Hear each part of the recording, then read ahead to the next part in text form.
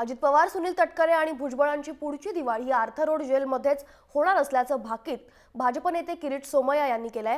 ते अलिबागमध्ये बोलत होते। सिंचन घोटाळा प्रकरणी राष्ट्रवादीचे नेते आपल्यावर दबाव टाकत असल्याचा आरोप देखील सोमय्या यांनी केलाय। राष्ट्रवादीचे नेते अजित पवार आणि सुनील तटकरेंनी आपल्याकडे गुंड पाठवल्याचं सोमय्या यांनी म्हटलंय। यानंतर त्यांनी रायगडचे अतिरिक्त जिल्हाधिकारी पीडी मालिकनेर यांची भेट घेतली आणि सिंचन घोटाळा प्रकरणी नवीन कागदपत्र सादर केली आहेत। 80+ आहे आणि सासरे पण 80+ आहे। त्यांना धमक्या देण्यासाठी तुमची गुंड एकदा गेली होती, जर दुसऱ्यांदा गेली तर त्यांच्याबरोबर तुम्हाला पण आर्थर रोड जेलमध्ये जावं लागणार। आणि मी महाराष्ट्राच्या जनतेला एक वचन देतोय की दिवाळी छगन भुजबळ, समीर भुजबळ, अजित पवार आणि सुनील तटकरे आर्थर रोड जेलमध्ये साजरी करणार।